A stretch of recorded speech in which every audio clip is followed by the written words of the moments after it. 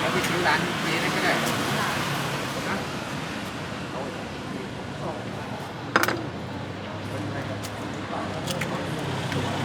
ระวังนะ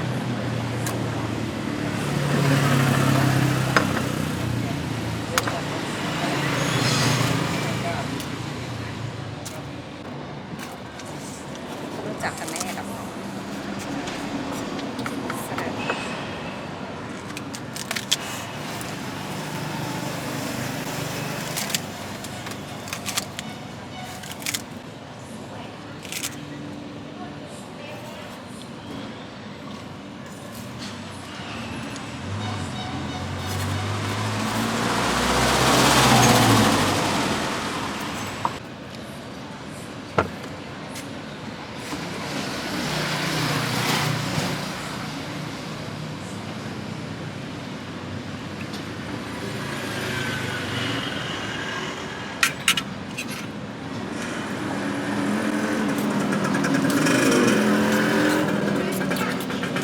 10 วันอะได้100 เมนูพอดี วันละ 5ป้าหยุดอาทิตย์กับจันทร์และวันที่ปวดหลัง วันจันทร์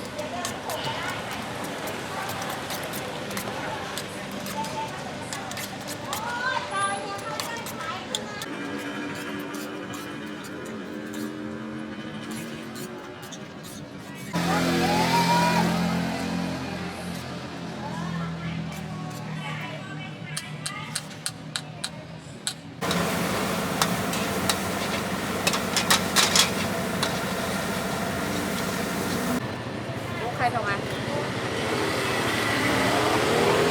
ช่างเรา รักษาที่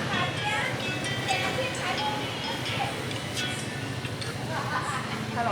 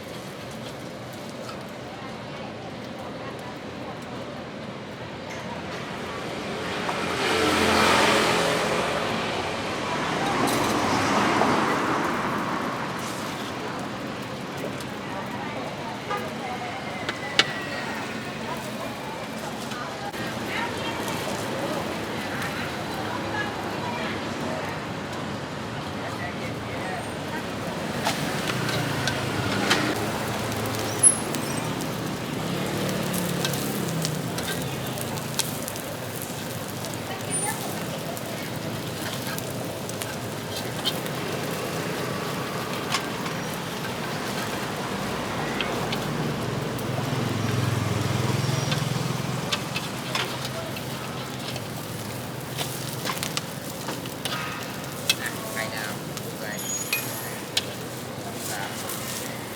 ดินสอไป จะได้ไม่เห็น